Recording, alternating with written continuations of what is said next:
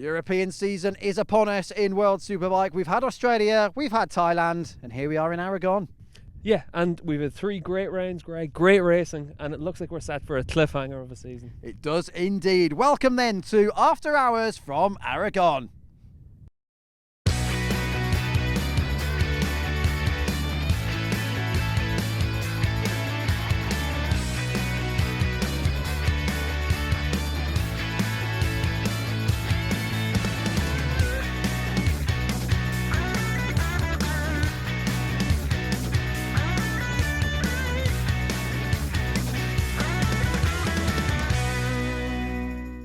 Well, that wasn't cheesy at all, was it? You know, we actually cheated. That was recorded on Friday evening, and it was absolutely freezing over there at the dry stone. Well, you see us actually, we're at the end of the paddock. This is the hospitality here for Patti Yamaha and also, of course, for Aruba Ducati. It was a great day, actually, for Aruba because they did the 1-2 in the Superstock 1000 race with Leandro Mercado and Michael Ruben Rinaldi. And, of course, Chaz Davis winning the 700th Superbike race. Let's get across. There's a bit of a crowd over here. Well done, Chaz, first of all.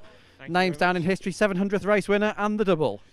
Yeah, what a weekend, what can I say? It was just went right from the beginning, just rolled out. We had that test at Valencia on Wednesday where we got to evaluate a couple of new parts and then hit the ground running from Friday morning. It was just, bike was working, it was in the ballpark, and we did change a bit on the chassis side over the course of the weekend, but generally we didn't have to dig too deep into, you know, turning the bike inside out or anything like that, which is always nice, and I can just concentrate on riding and come home with 50 points, which is nice. Steve, we said, didn't we, all weekend long in the commentary that the new exhaust was going to have a big effect, and it certainly did. Yeah, and Chaz, whenever we talked over the weekend or whenever anyone from Ducati was talking, they said it wasn't so much top end that it improved, it was just the character of the bike and the character that you were able to deliver that power. Is that what you found in the course of race 2 as well? Yeah, a bit of both really. There's definitely a bit more on top, but also the engine character did improve with it. So overall it was worth having for sure. I'd say, you know, with the engine that I had in the second race in Thailand and compared to this one, you know, 2 normal engines, this was the little bit that we're missing. You know, it's not masses of power, but it's just that little bit that makes the difference. It allows me to put alongside the other guys and to be able to put myself in a position where I can outbrake them and you know, think about conserving tyre and stuff like that. So yeah, very happy. It's just one of the tracks that suit me, and thankfully Ducati gave me a great package today and yesterday. So yeah, that's just one of those things that, you know, we got it right. Sometimes the other guys get it right, but I'm happy that even with things a little bit not quite perfect in Phillip Island and also in Buriram, we were right there, which gives me a lot of confidence. And things were definitely right this weekend, and we did what we needed to do. Thanks, Chaz. Thank you. Great stuff. So number 7 wins race number 700. I didn't really think of that earlier on either. So thanks very much, Chaz. See you at Aston. Just before we go, actually, from here, if we just cut across, sorry to cut across you, Steve. Tati Mercado's here as well, who won the Superstock 1000 race earlier on this afternoon. If we can just interrupt. Perdón, chicos. Sorry to interrupt. Tati, fantastic, chaotic starts. Look at this. This is the start of the race. 10 riders down at the first corner. But you're back in the category this year. You won the title 2 years ago. Sorry, I just interrupted that conversation. But well done. Back in the winner's circle. Okay, thank you very much. I'm really happy to start the season like this. You know, we started the weekend with some problems. Friday, also in the qualifying, we have technical problems, and I couldn't make a good lap in the qualifying, so I started 7th. My team did a really good job to give me a good bike for today. Also in the warm-up, we make a step forward. And for the race, we weren't, you know, with the right setup. But I could push and be consistent. I did some mistakes that Rinaldi passed me, and then I could pass him again. But you know, I'm really happy to start the season like this. I hope continue like this. I'm also happy about the start. No? Great stuff. See you in Aston in a couple of weeks' time. Of course, you may remember Tati was in World Superbike last year with the Barney team. Great win. Thank you very much. Where's Steve? I've almost lost you. So much to talk about. Great win for Leandro Mercado. Great win for Chaz Davis. Not a bad day to be the president of Ducati, is it? Yeah, I was thinking that whenever I was down in Parc Ferme just for the interviews with Tati, especially after the Superstock race. Really strong performance from Ducati in both classes. And you'd have to say, from what we've seen from Davis in race 2 in Thailand and here today, it really looks like the momentum is shift towards him.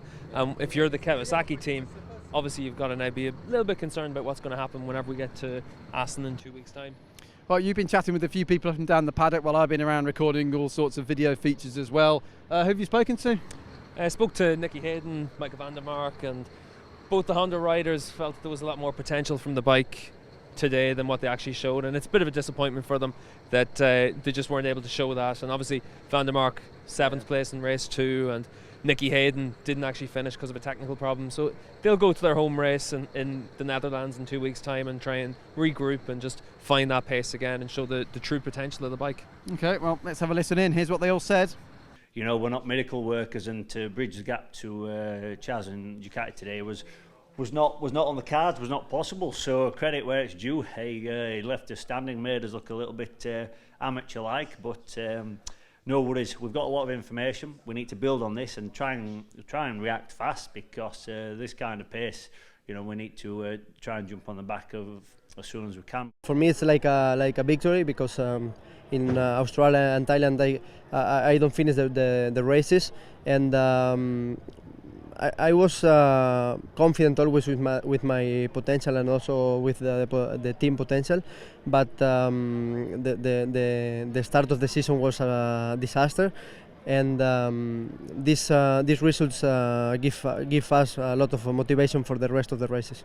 Yes, it's nice when you go up in the classification, but we don't look well the classification, because we only think about race to race and do the best result.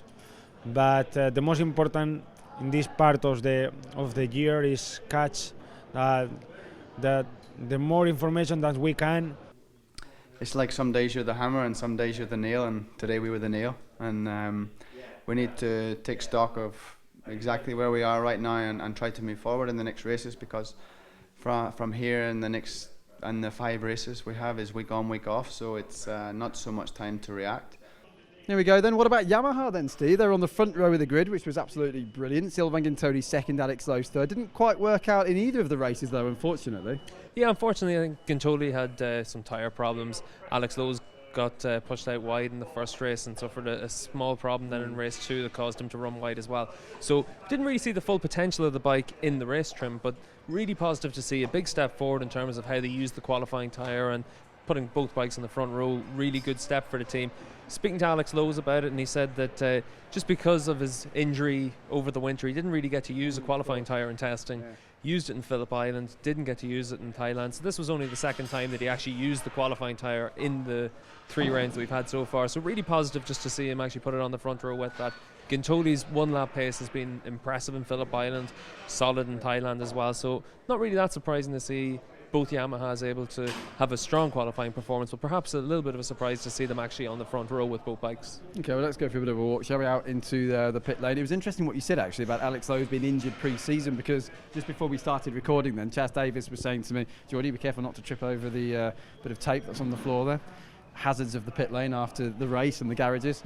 What was I going to say? Yeah, Chaz Davies said that Davide Giuliano also had injuries, didn't he? Let's remember he was out of action for a lot of last season. He's still getting up to speed with things as well, because I was obviously asking him, why is it that you've been so strong and Davide Giuliano has been struggling a little bit more this weekend? Here's the pit lane then. As you can see, everything's been sorted out and put away. There's the bike of Xavi Forest, the Barney bike. Very quick mention. That was fantastic. 2 fourth place finishes. Yeah, hugely impressive from Forest. And we saw him strong here last year as well whenever he replaced Giuliano when Giuliano was having those injuries. And for Forest to finish 4th in both races and beat Giuliano in both races, really impressive from him. Absolutely fantastic. Quick mention then of World Super Sport. This is what happened in the race this afternoon. PJ Jacobsen down at the first corner, which was an absolute nightmare, unfortunately, for the Honda rider.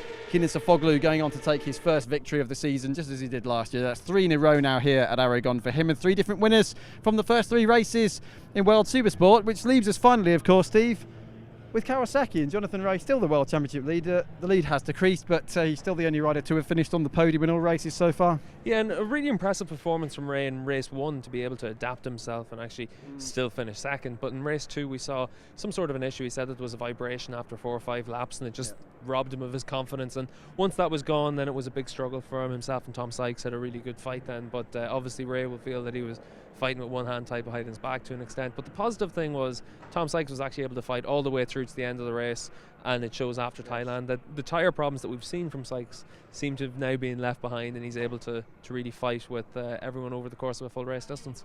Okay, great stuff. Well, we've had really dramatic day of racing, chaos in particular, of course, in Stock 1000, but great to see the championship really wide open now. Chaz Davies doing the double here at Aragon, and of course we'll have a very quick rest. One weekend, well, not for you, you're off to MotoGP in Texas, but certainly one weekend off for me, just about, and we'll be back with After Hours from Assen in 2 weeks' time. See you there.